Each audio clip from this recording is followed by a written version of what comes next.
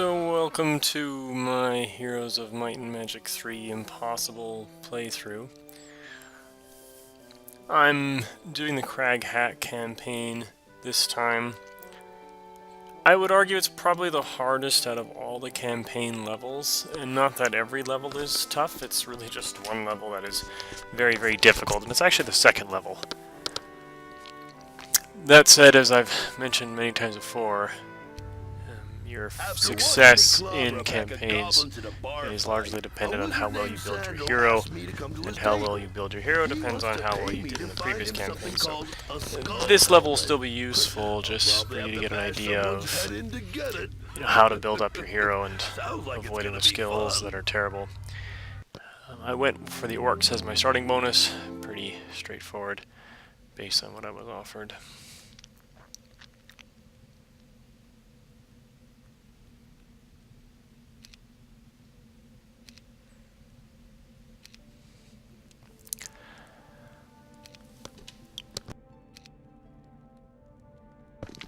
Now, Craghack is a might hero with a capital M. I mean, he specializes in offense, he has advanced offense to begin with, he's got basic archery, his attack skill vastly out-levels his defense skill.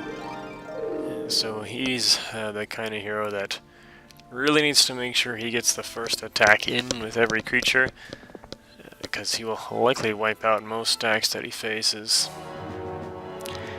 Craghack started with archery this game, and I don't like archery that much for Stronghold. They have two ranged heroes. One is Cyclops, and then one, of course, are Orcs. Orcs are kind of mediocre, and Cyclops certainly aren't bad. The trouble with Cyclops is the building itself is extremely expensive. It's actually easier to get behemoths than it is to get Cyclopses. You will never find me using Cyclopses with any sort of potency. Really, the key to doing well with Stronghold is getting your rocks out as soon as possible, and then from there, hopefully getting behemoths up very quickly. And behemoths are really what makes Stronghold a decent faction. You can get them within the first week. In this level, I don't, mostly because, I mean, I don't even start with a town.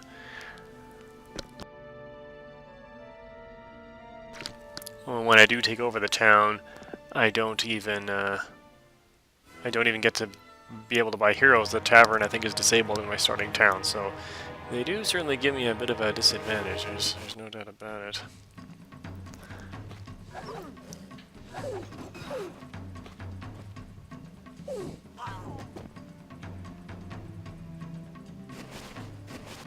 That was a pretty lucky morale break there. I probably would have lost my Wolf Riders.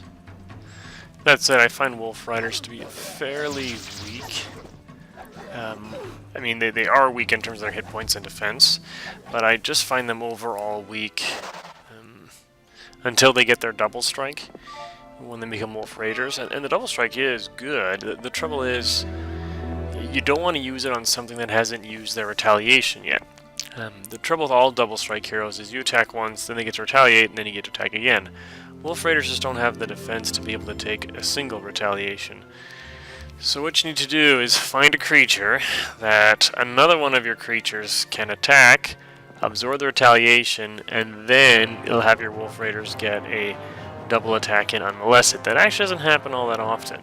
If they just did a whole bunch of raw damage without having to attack twice, they would probably be a more effective unit, but they might even be overpowered at that with that sort of a buff.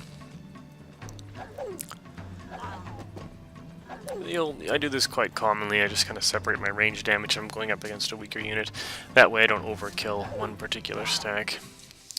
I don't like ballistics, so I avoided it. You know, ballistics really only helps you in one type of fight, and even then it doesn't really help all that much. I'm not that enamored with it. I think if you're going to take out castles, your better bet is using spells like Earthquake or even Teleport if you have expert or water magic. And then, of course, your flying units will help a lot. Even the spell remove obstacle is probably better than using ballistics. I find the one benefit to it is it lets you shoot down the arrow towers, but even if you click on them, there's a % chance that it'll miss, even when you're specifically targeting it.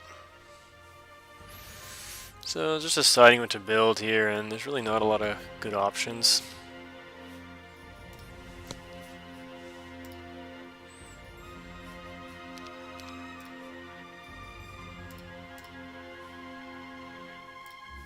So now I gotta plan and figure out where to go. And full disclosure, I actually have, I've played all these levels before. So this is my second playthrough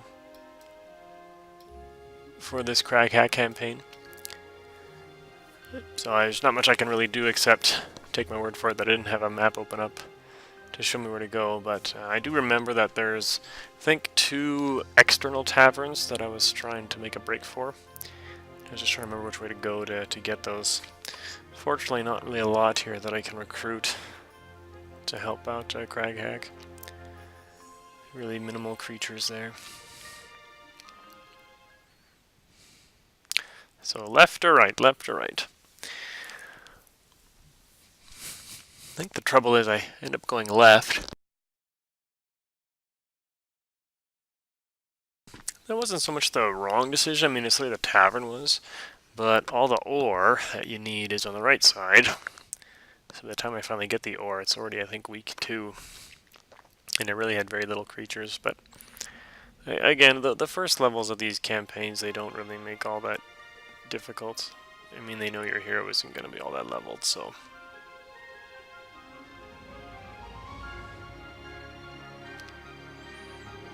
It just feels like such a waste to not build anything. So I end up upgrading the Hobgoblins. Hobgoblins are actually a pretty decent upgrade, and the reason is because they get up to 7 speed with that upgrade, so they can clear the map in 2 turns. Makes it a lot easier to kill any ranged units. That said, I don't really like Hobgoblins that much for ranged units, because they just can't take the hits on the first round where you have to pass or wait.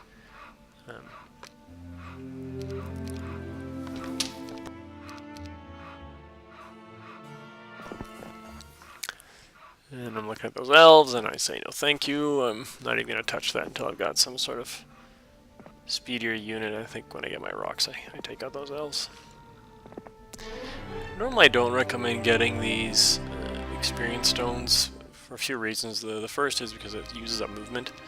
The second is because you're going to max out your experience every level and then some. So getting that extra experience isn't all that helpful.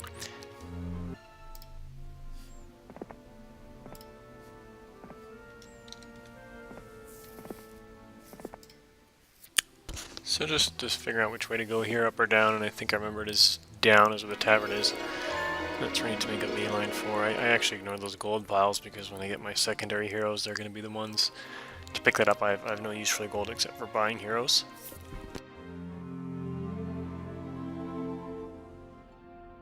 And it's not that common I'll buy more than 2. I do buy more than 2 this time, and the reason is because I know I won't be able to get back to that tavern very easily because it's not in my hometown, and I need a hero to actually use it, so it's actually very, very annoying. So I can actually swing into this halberdier. There's no reason not to. I will outrun that other one there, so I get another attack in. Fortunately, there's really no good place for me to attack without getting attacked by a different halberdier, so I just move out of the way. Even if that halberdier reaches my orcs, it can kill it, so right there. And I go for the bottom one here because I realize that those 2 halberdiers aren't going to be able to kill anything, and my goblins are going to be able to attack before it even gets a chance to get an attack in. So finally I reach the tavern, and this is, I always recommend this in my playthroughs, is it's so important that you buy enough heroes. Most people don't buy enough heroes, and then they find that they're using their primary hero to do tasks that really are a waste of their time.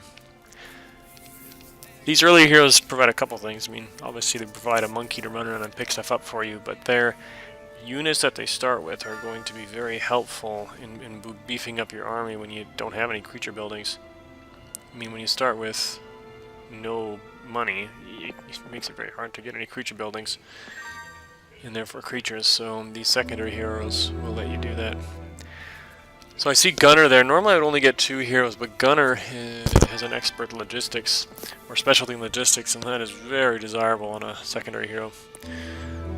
So I do pick it up, but I also realize Gundala is probably worth getting, because those extra units are going to be super helpful, so I pick up Gundala too.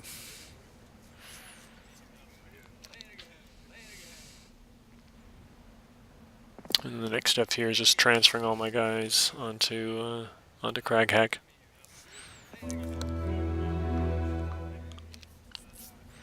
Just checking to see if there's anybody else worth buying there, but there wasn't.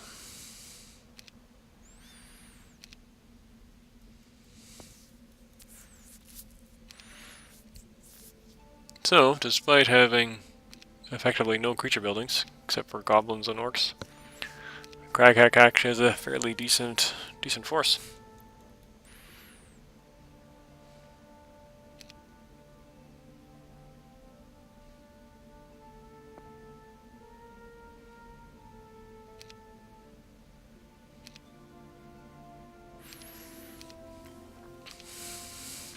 So I'm just debating whether or not to get rid of that goblin, and the reason is because your army moves slower if you're carrying slow units, and the goblin is fairly slow compared to the wolf rider, so my secondary heroes that actually move faster without the goblin in tow, but I just end up giving it to Craghack instead, so not to waste it.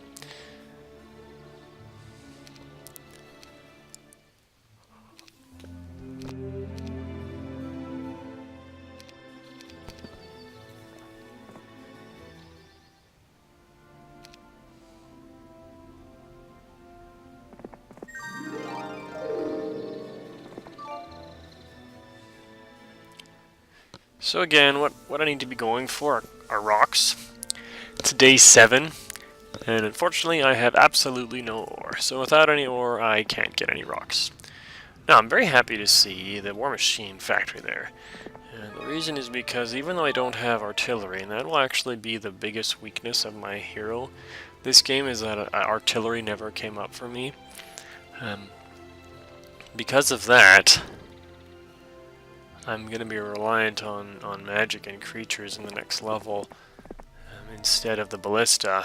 The ballista with a hero that has high attack and archery is really quite powerful. Ballistas obviously benefit from your attack power, but they also benefit from your archery skill and of course artillery. The artillery skill is pretty potent. It lets you attack twice, and it lets you pick which target you actually want to target with the ballista as well.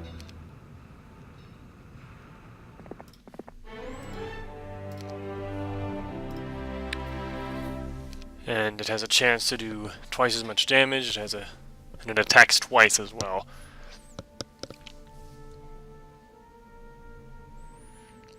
It's not worthless to get basic artillery because, again, Craghack's attack is so strong that it's going to do a lot of damage. But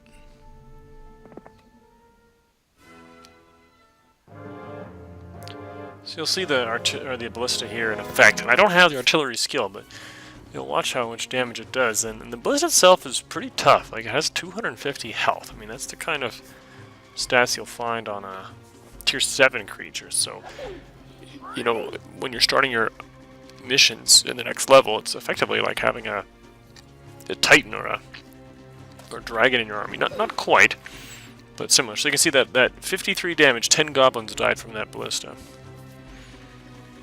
And it'll never die.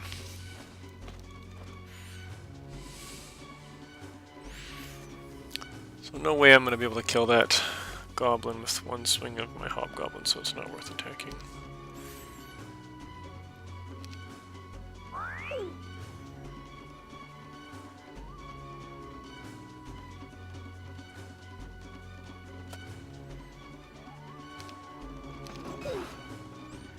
There's another 10 goblins down from that ballista.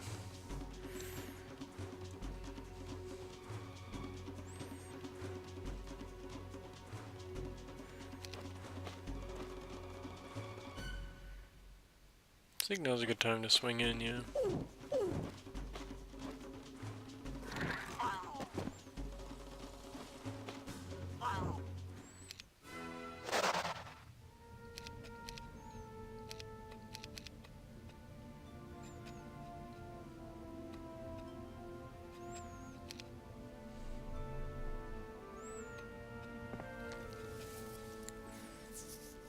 So just on a desperate hunt for ore.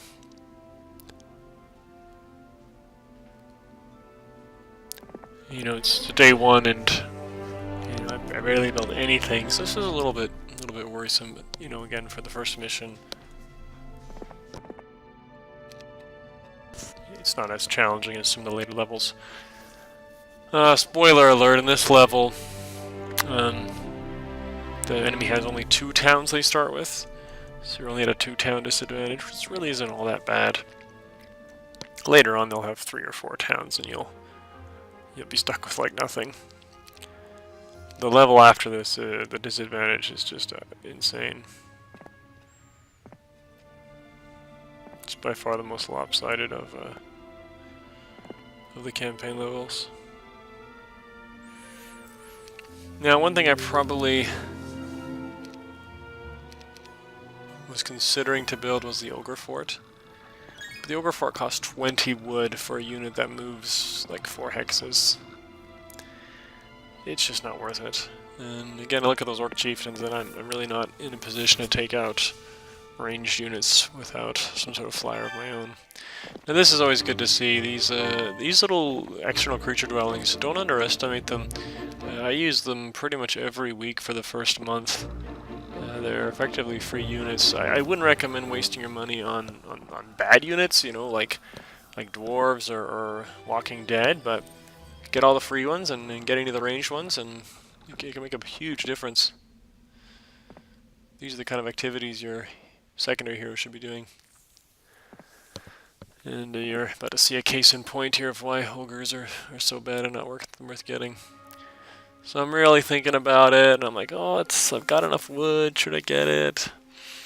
Nah, who am I kidding? They're terrible units. I mean, Ogre Magi aren't bad, but you need the Mage Guild for that, you need a bunch of gems for that, and I just didn't think it was worth it.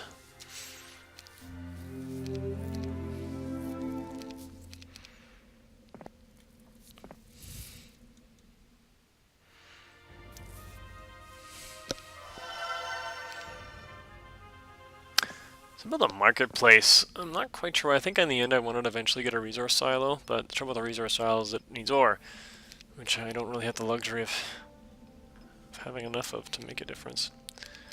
So I'm just saving before I fight these ogres, but honestly they're going to go down pretty easily. You'll see why here. What I'm doing with my goblins there is I want the orcs to kind of go up. You see that, how they're going up and going away from my archers? So what I want them to do is kind of take a large parabolic trip to eventually get to my archers, and I'll just, you know, move back and move back and move back and just waste their time. Instead of letting them make a beeline for my archers, I'll just get in all the free damage, and then once they're low enough that I can hit them and annihilate an entire group, then I'll start attacking, but not before. And I put that troglodyte there in the corner, or both those in the corner there. The reason is because I want the ogres to be attracted to those troglodytes. I want them to have to go all the way to the corner instead of, you know, eventually moving down.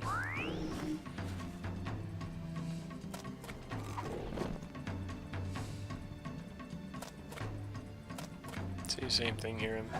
That didn't end up mattering. Very happy to see basic logistics. That took me about 1 second to pick. I'm just debating if I want to get the crystals or if someone else should, and there's no reason why my main hero should get it. Arguably I could take the mine because that will give me 1 extra crystal as opposed to my waiting. But I think I end up not, because that's going to be more than enough crystal for me to get my behemoth structure. That's what you really need. You need the 10 crystal. I need a bunch of stone. I think around 20-25 stone to buy rocks and behemoths, and then a bunch of gold too. That's usually not as hard to come by. So that's 45 free goblins I got, and I can do that again in about 4 days. It's totally worth it. And these windmills and water wheels I visit almost every week in the first month.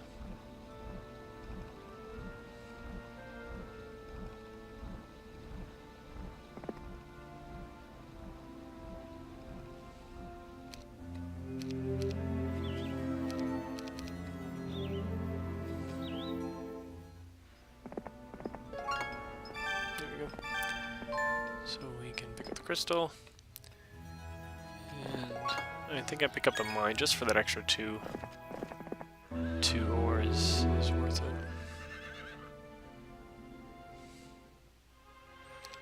I'm very glad to be able to buy rocks now.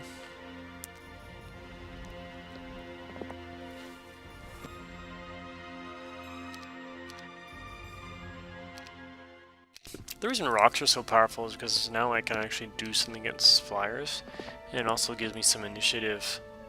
And they're just overall just high attack units. These sort of fast units are quite effective in heroes that have a lot of attack. And the reason is because they'll almost always get the first attack in, and because their attack is so powerful, they're very likely just to wipe out the unit or the stack before it even gets a chance to retaliate. And you'll see how much damage they end up doing in some of these battles. Stronghold tends to be more towards the attack side of things. Fortress is the one that has the high defense, which I feel arguably less useful. I don't mind defense as a statistics in some more magic-based units or heroes, and the reason is because it's to your benefit that your hero or that your creatures stay alive long enough. There you see my 3 rocks killed 17 orcs without any losses. I'm not sure why I replayed this. So you'll see. So you wait the first turn and then you march them all up. And one thing you're going to see me very cognizant of is the health of that bottom rock. Because it took the brunt of the attacks there, so you'll see me right-click its health to make sure it's going to survive. Unfortunately, the AI didn't really play this properly. He could have had at least 3 orcs hitting that bottom one. Maybe would have killed it.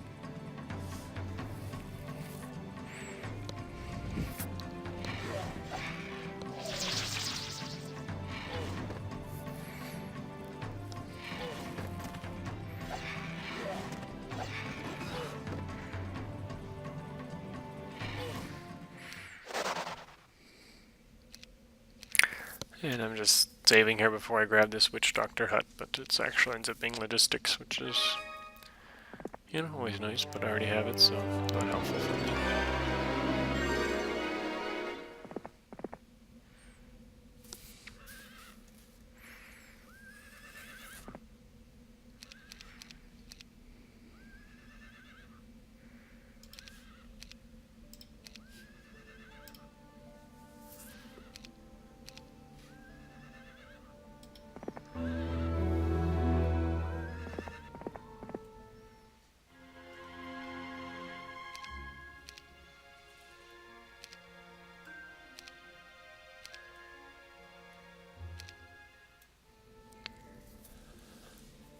I typically advocate not upgrading a lot of your creatures except for very specific ones.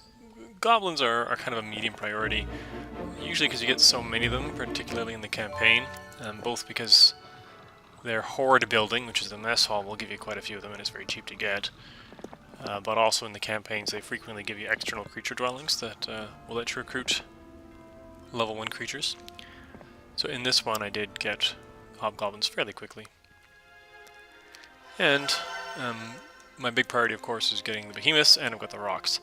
Those two are really your staple of the Stronghold faction in the campaign. They will pretty much carry you throughout it. And I opt for the Citadel here just to help increase creature growth. As my gold is quite plentiful, I should be able to buy everything I need. I kind of mentioned this before, but a lot of the problems that new players will have is they're not very discretionary about what they will buy in terms of creatures, so they'll spend money on wolf riders, which, you know, they have decent damage, but they're very, very weak, and they end up not being all that effective. They pretty much just absorb damage, but they're not really great for that because their gold per hit points is very low. So, and what you need to be doing is prioritizing those really key creatures. So you can see my orc chieftains there are doing quite well. Particularly important for the Stronghold faction. Quick units are going to be very beneficial because Craghack has so much attack that if his quick units get the first hit in, they will likely obliterate whatever they attack. Same reason why normally orcs aren't that great, but in Stronghold their range damage is quite good. Again, because Craghack's attack is 8.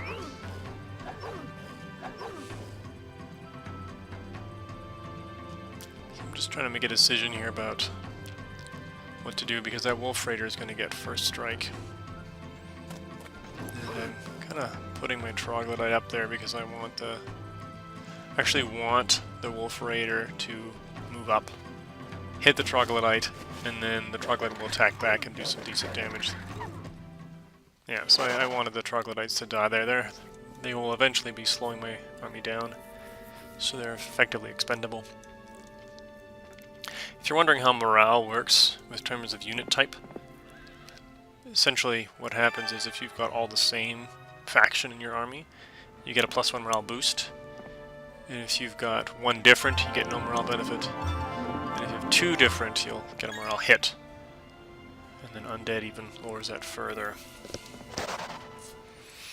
I also advocate in my guide that you should be trying to get in the water as soon as possible. And I would argue that the end of week 2 is probably a little bit late, but fortunately this is just a tiny little pond and there's nobody else in there. The summon boat spell is particularly nice on specific levels in order to get that boat quickly without having to waste the 10 wood on that, which is prohibitively expensive in the Impossible campaign.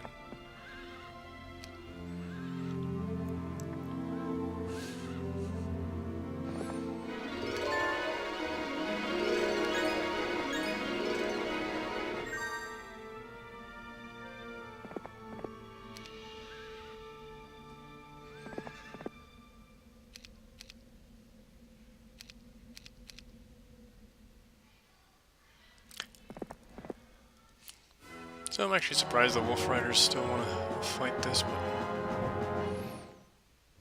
I'm quite comfortable moving the rock up because I actually would be fine if the Wolf Riders attacked, because they would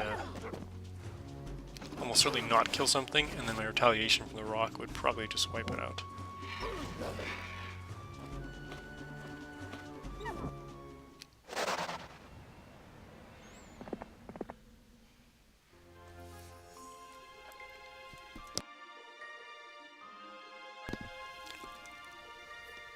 Kind of humming and hawing here about where I should plot my next upgrade. I'm really considering the ogre fort. I've got a decent amount of wood, but I hate ogres. But I think I end up getting it. Yeah, I ended up getting it mostly because it's day 7, and I've kind of got my biggest priorities out of the way. So once you've got your behemoths and you've got your rocks, the next step is upgrading both of them. Obviously, the rocks are probably the easiest to upgrade. Upgrading your goblins aren't a bad idea either if you haven't done that already. That's probably how I'd orient my upgrades for Stronghold. Orcs to Orc Chieftains isn't too bad either.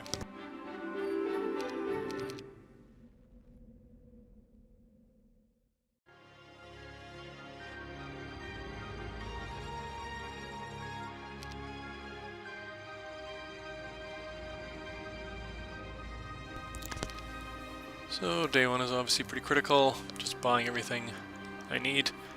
And typically the way you should order your buying to make sure you're getting the best gold or spending all your gold as efficiently as possible is you buy your most expensive creature and then your least, then going down eventually to your least expensive creature. And that way your least expensive creature is kind of filling out the last scraps of gold, and you can often end up with 10 or 20 gold at the end. Whereas if you buy your cheap creatures first, you may end up with, you know, over 1,000 gold because you won't be able to afford your big creatures with just 1,000 gold, and that'll be all left over.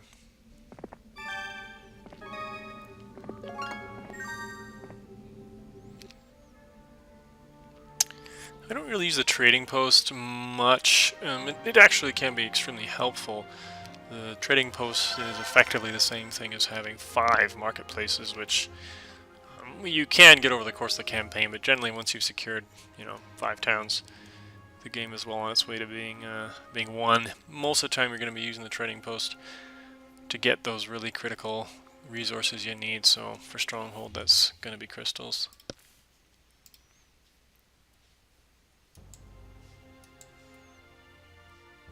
The most efficient amount of trading posts is 9.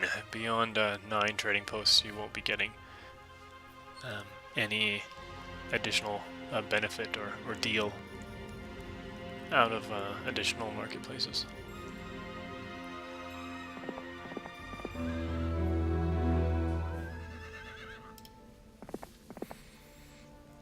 And again, hitting that stables on day 1 is really, really nice.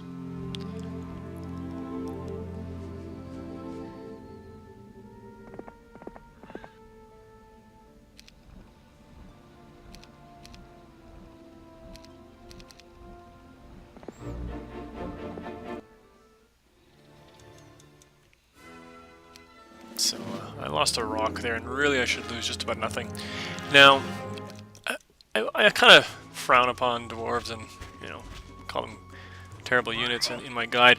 And regular dwarves really aren't very good, but battle dwarves are not too slow. And as a neutral camp, you can't just, you know, shrug them off. But you're going to see the power of having a tier 7 unit for these encounters here, and why they can be so so effective.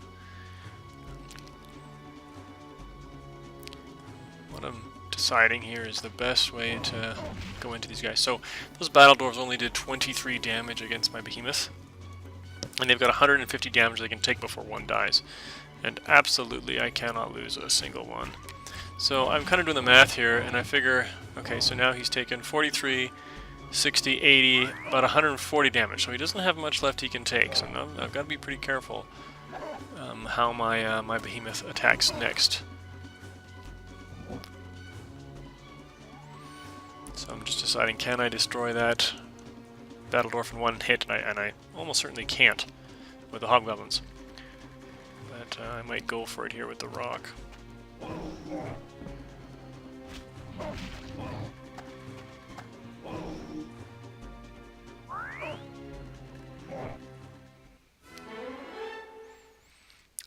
I go for basic wisdom here, and it seems like, oh yeah, of course you want basic wisdom. I mean, certainly in the campaign, wisdom is fairly beneficial because it lets you learn spells that you can take on to the next level, whereas with other skills, you just kind of get the benefit and not much else. Whereas obviously learning a bunch of spells is very helpful. But again, for might heroes, I'm not as keen on it because they're pretty limited by their spell power and more critically their knowledge. And you'll see by the end of this game, Craghack has around 30 spell points from 3 knowledge. That's really not very good. That's, you know, what, 3 lightning bolts? Maybe 6, well, 7 magic arrows if you've got at least basic level. And that's really not going to do that much for you, especially if his spell power is so low. So both the lightning bolt and the magic arrow isn't going to really help me that much in future levels.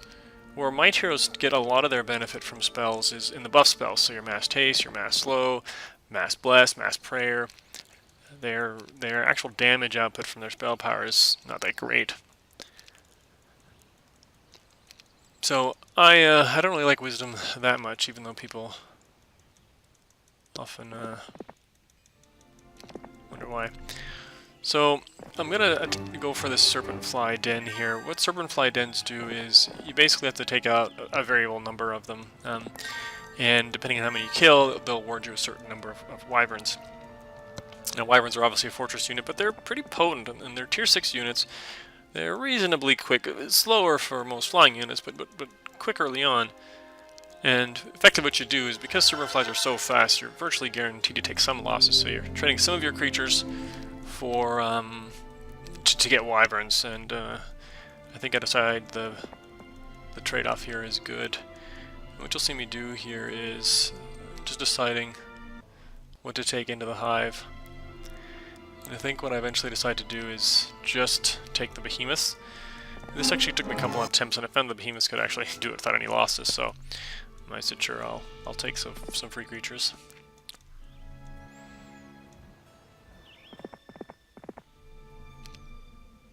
And again, just shuttling my creatures back and forth here.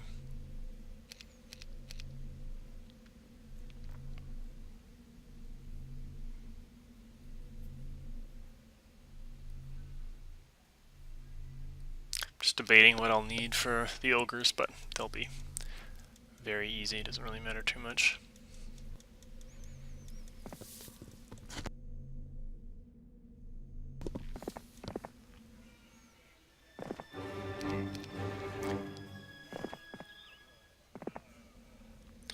So there's two really good artifacts you can see there. One is the Gloves of the Equestrian, the other is the Sandals of the Saint.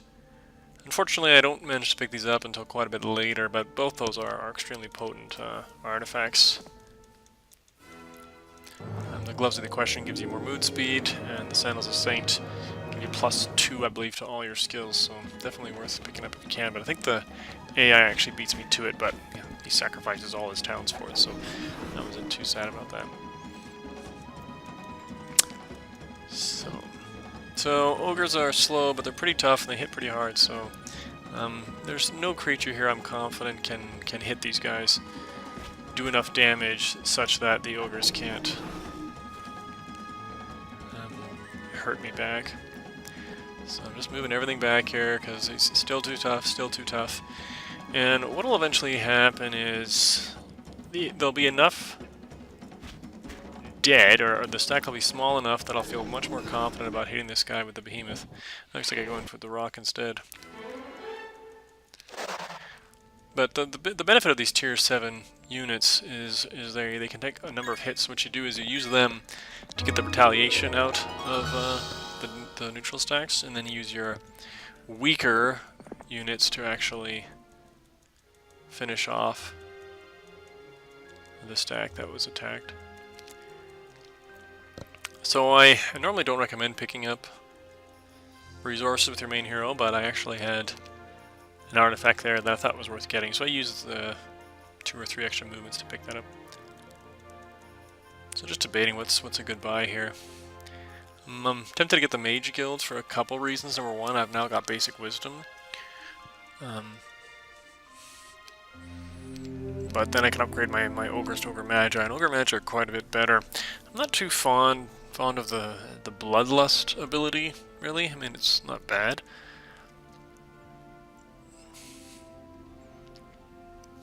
But the movement speed benefit is really why you get the Ogres, or the Ogre Magi. So I've got some Scorpicores to take out here, and the thing about Scorpicores is that they're really quick. They can, I believe, clear the map in 1 turn. So I bought 3 goblins there, and probably what happened with the auto calculation, the Scorpicore ran up to attack my goblins. Yay them. And then they were just left wide open for my wyverns and behemoths to finish them off. So that was the whole point of those goblins, was to bait the Scorpicores forward. Otherwise, what they would do is just wait, and then all my guys would do something, and the Scorpicores would attack and potentially kill off a behemoth or an ogre or whatnot. So the goblins served a useful purpose there. So I see it's almost going to be day 1, and I actually have not gone to that top creature dwelling, and that's 45 goblins just sitting there for the taking. So I decided I should probably try and get up there, but I don't think I get there in time to flag all the mines or collect all the creatures.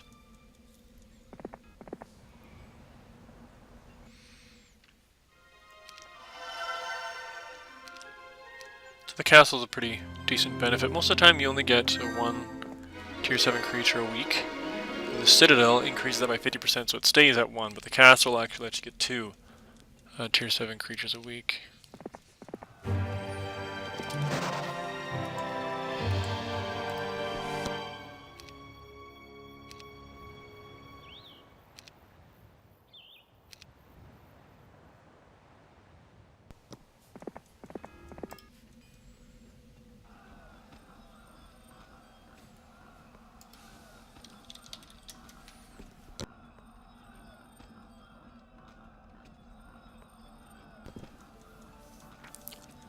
So I've pretty much cleared off the left side of the map. And not much left there. I've only got 2 mines you can see on the map there covered by archers. And they're mines for resources I don't really need anyway, so it'd be mostly because they're there. And my priority would be not taking any damage rather than securing those resources.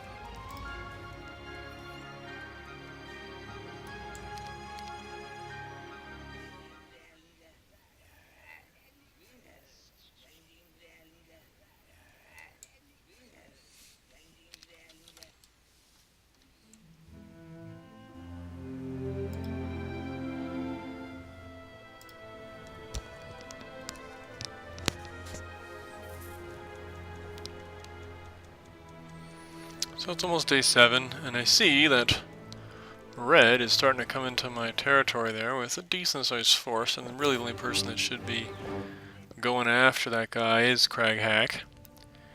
But if I remember, I think Craghack is stuck on a boat. So I'm really deciding, boy, you know, do I go after those water elementals and secure those treasure chests up there? So I missed one goblin camp, but what can you do? And I said, well, I'm going to be greedy, and I'm going to go after the water elementals. I'm going to go get those treasure chests, and I'm just going to hope that they don't try and siege my main base. And I think what I was also thinking of was, if he tries to siege me, I'll have a week's worth of creatures, and I should be fine behind the castle walls, even if he does try that. So I attack these water elementals. And I could have let them go, and I think that would have been better, because the ice elementals in particular...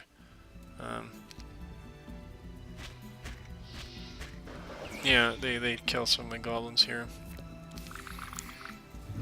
So the only reason you'd fight a fight where the creatures would run away is to get experience. And I really probably didn't need the experience, so I don't think it was worth it to sacrifice the goblins for that. But so basic earth magic there, pretty straightforward. I've mentioned before, earth magic is a great magic. It's probably the best. Well, it is the best element of magic you can get. So I did a couple tries here to try and get every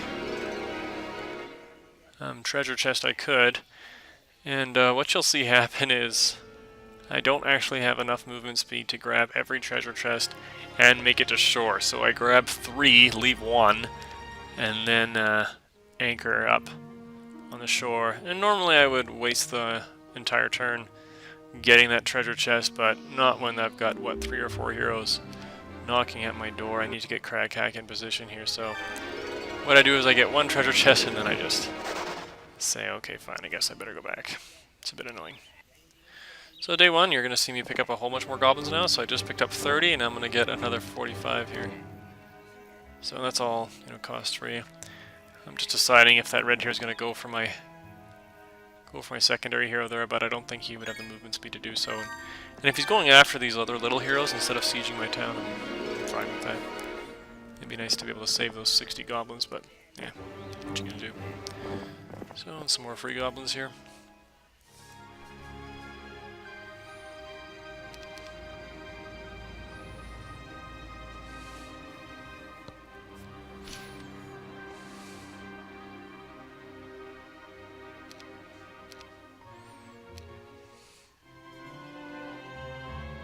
So fortunately, he's just kind of running around, not really having much point or purpose. I'm pretty happy to see that. He's not even anywhere near my town.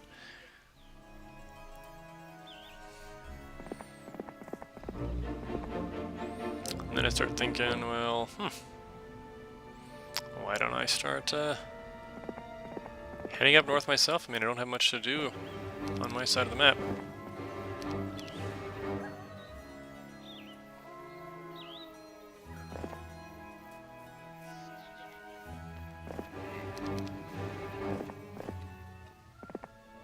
So I'm kind of leaving Gundar there so that when I bring Craghack over, she can flag the mines. And I got my Ancient Behemoths, so they get a substantial health upgrade, a speed upgrade. Those were the 2 most important. And the Behemoth Special, so the way it works is, with the regular Behemoths, the term they use is ignore a portion of the enemy's defense. And what they mean by that is the regular Behemoth Special is a 40% ignoring of defense. So if you're fighting a creature that has 20 defense, and you attack it, for the purposes of calculating that damage, it's as if it has 40% less defense. So instead of 12, it would have 12, or instead of 20, it would have 12 defense. So that goes for the regular behemoth. Once you get the ancient behemoth, that reduction is 80%. So that same unit that has 20 defense, when you attack it for the purposes of doing the calculation for damage, it's as if it only has 4 defense. That means behemoths hit very hard. They don't look that impressive. I mean, their damage 30 to 50 is nothing to write home about, and their attack and defense is 19 and 19. You compare that to a black dragon, their damage is 40 to 50, and their attack and defense is 25. But that damage or that defense reduction is a huge benefit that can't be understated. What this means when you're using behemoths, you want them to hit not necessarily the unit with the most amount of health, but the unit with the most amount of defense. Now, this is usually going to be your tier 5, 6, 7 creatures, but not always. And the other thing you have to be cautious of is when you're fighting behemoths, you don't want them anywhere near your high-value units. And you want to try and isolate that behemoth. They don't really have a lot of speed relative to other high-tier units, so try and abuse that, blind them, slow them, whatever you got.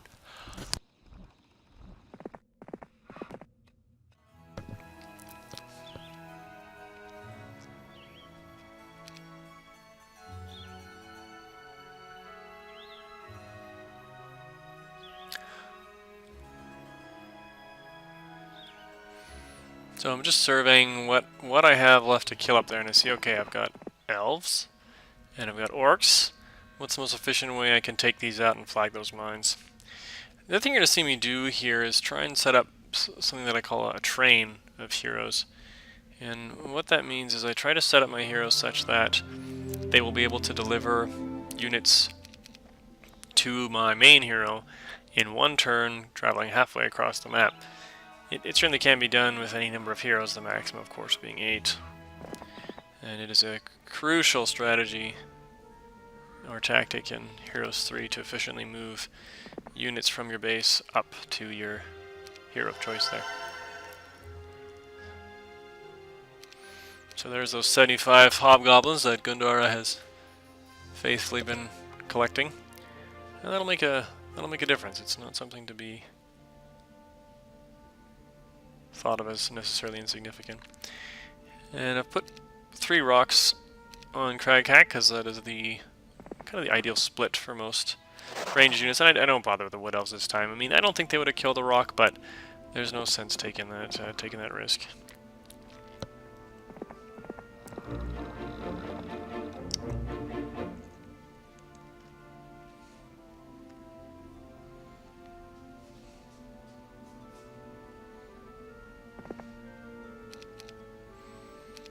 I leave the Wolf Riders on Gundara there. That's because Wolf Riders are fairly quick, and I want my neutral heroes to be able to move fairly quick across the battlefield.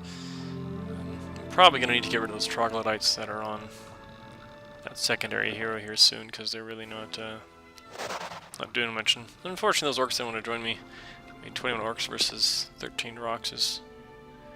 I don't know why they wouldn't want to join me.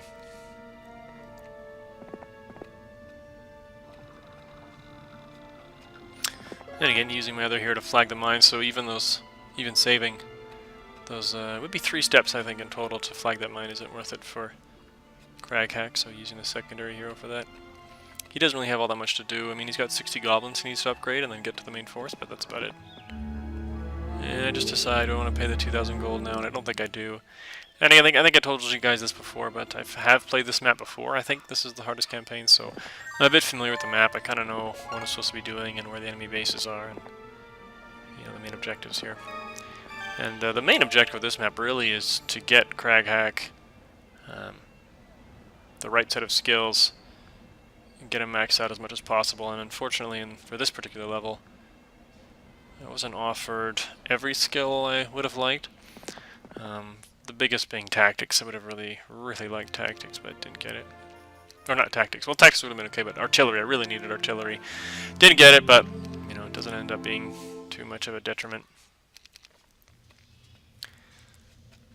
I do find the might heroes suffer in the early game. So you're gonna see me set up this train here.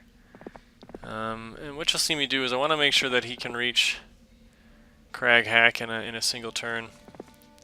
So it's going to be day 7 tomorrow.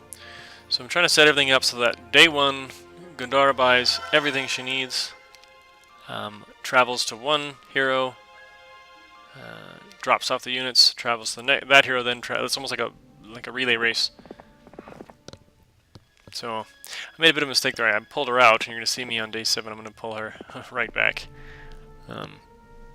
It doesn't really matter too much because it's not day 1 yet, but I really need to get this set up by day 1.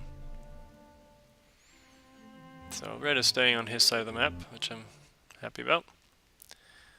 And I think I kind of realized my mistake and say, oh yeah, Gundara has to go back. I don't know why I bothered to take her out in the first place.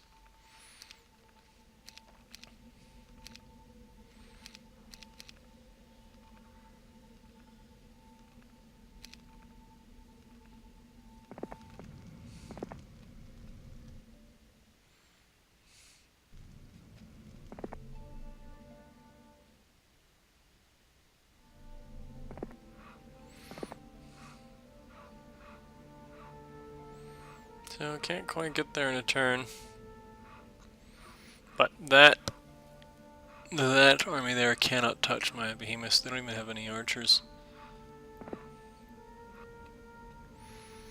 And critically it's going to be day 1 tomorrow, which means if I can take this castle, I'll get all that creature growth.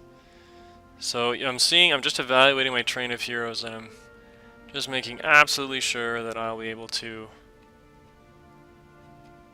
transfer all the creatures I want in one turn and not have any gaps in the train. So you can see I've kind of spaced them out a bit, and it's not perfect.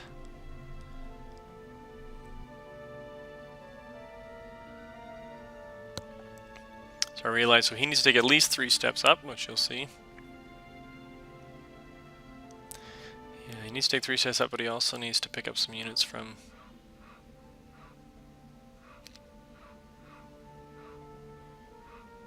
the other hero.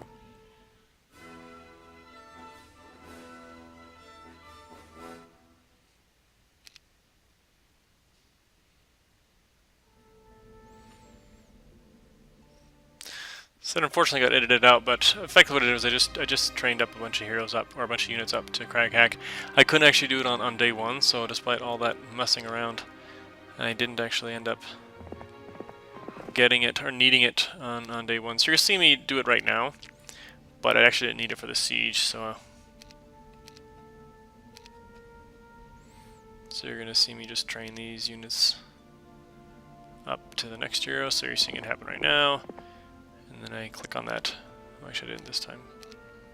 In the HD mod, there's those little circular arrows in the middle, and what those will do is just swap over all the units in one go. So, and in basically one turn, I've got my entire army where Crag Hack is. So.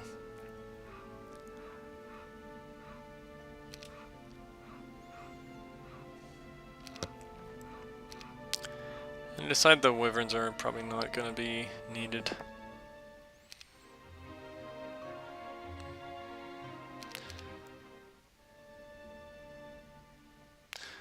One thing I was missing here quite critically was haste. I did not get haste this entire map, and that is a big problem, especially for a might hero. You know, your spells don't do enough damage to carry you through the early game of the next map, whereas your buff spells and primarily haste, which will get your creatures up to where they need to be to actually, you know, engage, particularly the ranged troops. You need those spells to close that distance, and I won't have it in the next map. So I was kind of disappointed with both the skills I got and the spells I got. Basic armor, I like armor quite a bit. It's a 15% reduction in all damage other than spells. Just a good, solid skill. Nothing fancy about it, and just good damage mitigation. Helps keep your guys alive. It goes well with Crag Hack in a way because his defense skill isn't that great, so anything that helps reduce damage even more is helpful. I mentioned in my guide that when you run into these buildings where you can choose between attack versus defense, which one do you want? I generally go with attack for might heroes, particularly the ones that are using a ballista, because it dramatically increases the ballista damage. It also works well for archery-based heroes, so for Jelu in the Rampart campaign, you know, he does a ton of range damage.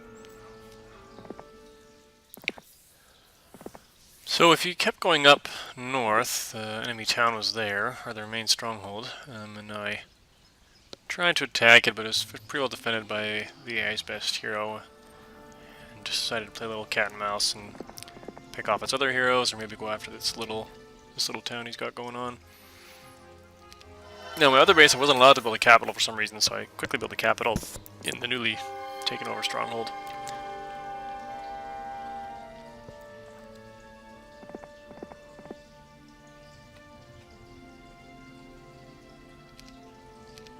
So what I'm doing here is I'm getting rid of these slow units like the Beholder and the Troglodyte, because I'm really not going to need them anymore. They can be useful at times for taking out, you know, small camps of neutrals. That is not worth the time of your main hero to do. But there's not going to be any small neutrals for this map because the AI would have killed them already in the early stage of the game.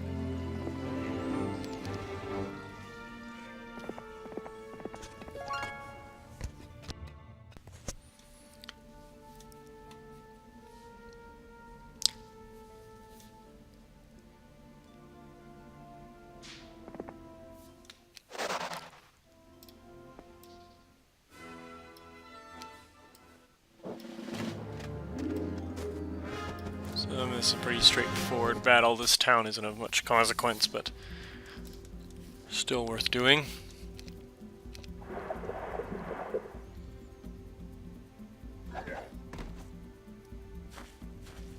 So I go for the archers first because they're really the only creature that can actually kill one of my guys other than that ballista.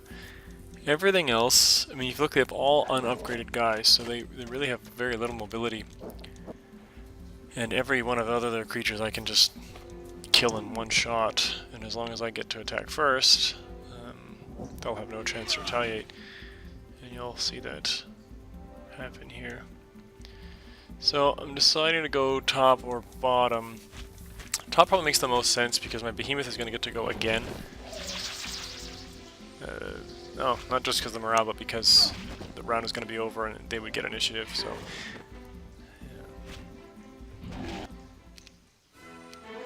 Okay, I mean, a seemingly easy fight, but just me fighting it in that specific way prevented me from taking significant losses because I am going to need to go up north and eventually take out that stronghold up there that you can't quite see on the map. And, you know, I need every single guy to help me do that, because right now I'm actually not powerful enough to do it. And I kind of cheese this a little bit. Basically what you'll see me do here is I'm going to keep Crag Hack within range of that stronghold that's up north. So that I can sack it in one turn, but hopefully try and lure the enemy hero out of that base. So.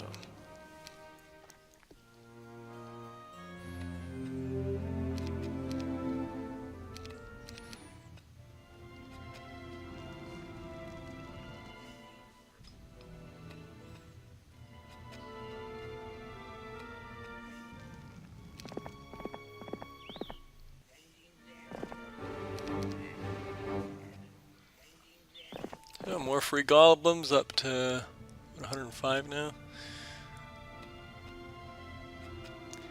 And again, I always check these Witch Doctor huts with my secondary heroes if I can. Sometimes I'll save scum those as well if they're en route for my main hero. Now what I'm doing here is I'm moving my guy dangerously close to that enemy stronghold that's got a hero in it. And what I'm almost trying to do is I kind of want to be close enough to that enemy hero that he'll want to come out and kill that hero. Because what I want to do is have Crag Hack be able to take it. What you're going to see me do here is I'm going to position him in just the right spot so that I can capture that town in one turn and hopefully bait out the enemy hero. It's a little bit cheesy, but You know, this level really isn't all that hard, and I think on a long enough timeline I would win. I mean, once you've got it so that the AI is stuck in one base, they basically have no chance. I mean, I've got 2 towns to his 1. The only benefit he has is a moderately powerful hero on the south side. But, you know, that's about it. I do end up getting a Cyclops cave, but, like, the Cyclopses have made absolutely no impact this game at all. So that's where I decided to position Craghack. And the hope is that, yeah, good. So that is the strongest enemy hero. He leaves his base, and, you know, I quite happily say, okay, sounds good. And now you'll see me cheese this out. And, you know, I'm not proud. This isn't one of my most glorious of wins, but this level really isn't all that difficult. It's mostly about the next level is much trickier. So now I'm in the dominant position. I have their tower, or their town, and they actually have no town. So unless they capture a town, they will automatically lose the game in 7 days. Now I'm bringing that guy down south with my 6 Thunderbirds because that other hero is still on the south side, and once the AIs run out of towns, most of the time they will, you know, even sacrifice heroes in fruitless attempts at conquering a town just because they know they'll die otherwise. So they will do a desperation siege, so I need to kind of beef up my defenses in any of the surrounding towns because they need that not to die. And I realize that the enemy hero is pretty close to this town, so I'm just beefing up the defenses a bit here too.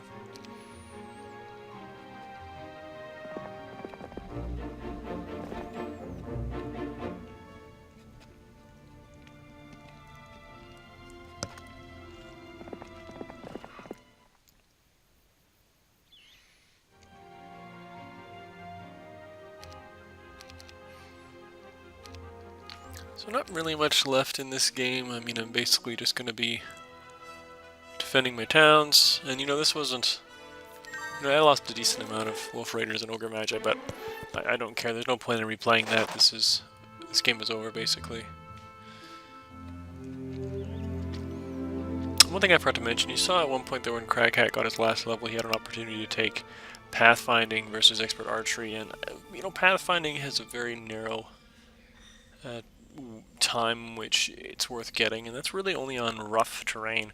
Rough terrain, what I would consider fairly rough, would be swamp, which is terrible, snow, which is pretty bad, and to a lesser extent the Inferno town terrain. Generally the way the game works, though, is the starting town that you have is going to have your native terrain, so you're not going to be walking on hazardous terrain all that much, and if you are, it'll be later on in the game when hopefully you've kind of sealed up the game already. So there's very, very few instances where I think pathfinding is worth getting.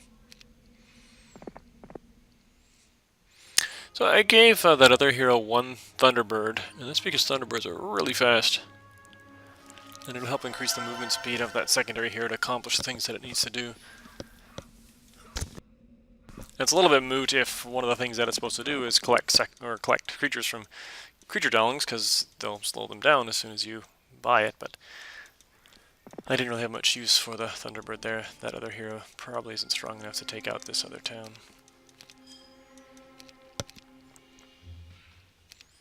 Maybe those 105 Hobgoblins will come into play. We'll see here shortly.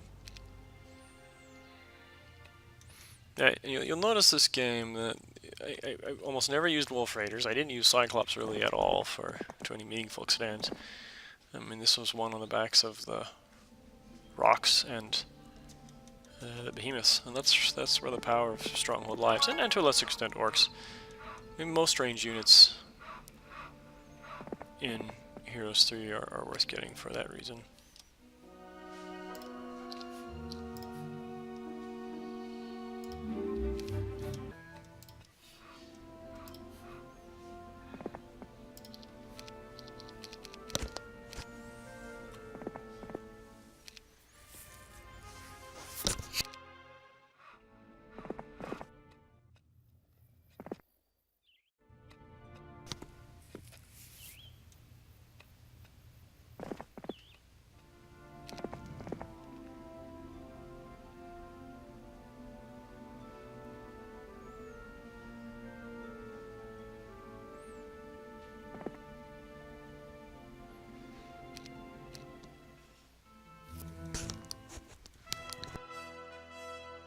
So there's an example of the enemy AI realizing it has no towns left and very desperately trying to sack any town it could.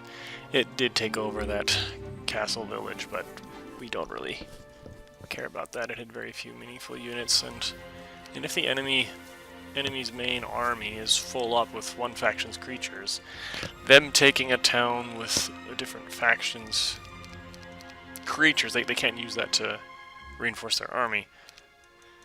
They would have to split up the units, and they would be just about useless in that case. So now I think my army's big enough, I can march on down towards our man there and wipe him out. The alternative is taking all his towns and then just bottling him up somewhere, but, you know, that's not very honorable.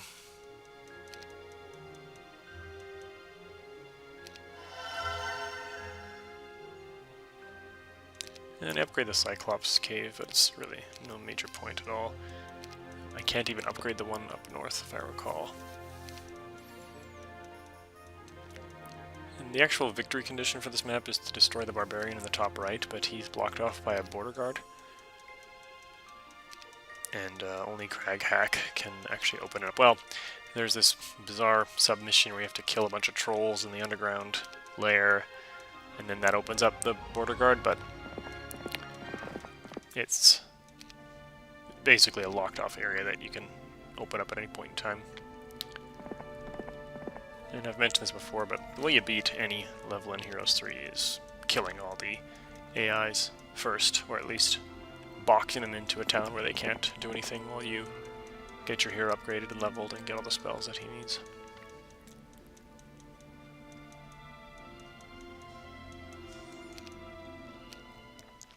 So their main hero is now stuck hugging a witch doctor hut. And you'll see just how useless. I can't believe I actually replayed this to save 3 goblins, so joy, I guess. I'll probably end up saving 1 or 2 goblins because that ballista. Oh, no, never mind. We will suffer no losses at all. I thought the ballista might kill at least 1, but you can see. So this is why ballistas are terrible for most, especially magic heroes. That she has 1 attack. So that ballista did, I think, 2 damage. So the ballista damage is based on the attack power of your hero. So my ballista at 16 attack does a heck of a lot more damage than that ballista with 1 attack power. And it's not just 16 times damage, which would still be pretty bad. The calculation is more complicated. I mean, it also helps that my defense is 6 compared to her attack of 1. So that's the only hero left. He's got a few Ancient Behemoths, several rocks, but it's really quite small. Yeah, even my main town can easily defend that off just with the garrison, so he's basically stuck at this point.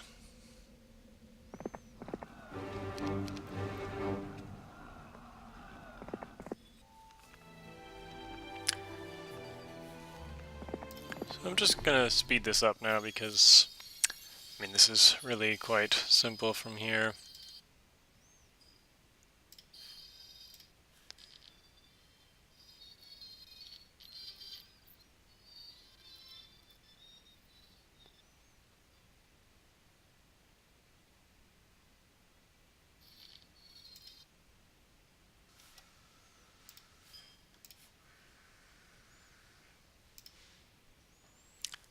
Here's the final battle.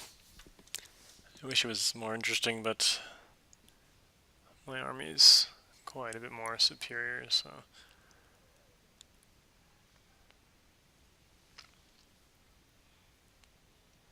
So I was moving my guys deliberately like that to avoid that rock getting in range.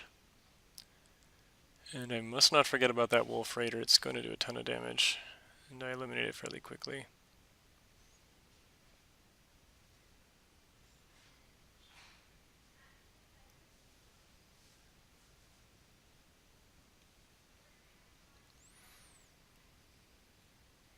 And I think I just replay this battle for funsies. So again, staying outside of the range of the lightning rock. I think what I'm trying to do here is prevent the... Oh, that's right, I forgot to bloodlust the rock. And this time I hit the Wolf Raider before it can do much damage. So this is where the Wolf Raider has a problem, and that it has a double strike, but nothing it can attack. Everything that's in range can retaliate against it for big damage, so I lost a ton of goblins there with a gold golem, but don't really care too much. And that's the only guy left, is the little necromancer there. And his army is terrible, so this should be very easy. Anyway, I've mentioned this before in my guide, the way I won this game wasn't by, super great battle tactics against 2 high-level heroes. It was just building my town right, getting the correct units, winning those small early engagements, and securing the resources that I needed to get my more powerful units. Yeah, that's really the end of it. So that's the last guy. Stay tuned for the next level, which will be Black Sheep, and I think that's the hardest level in the game. So, see you then.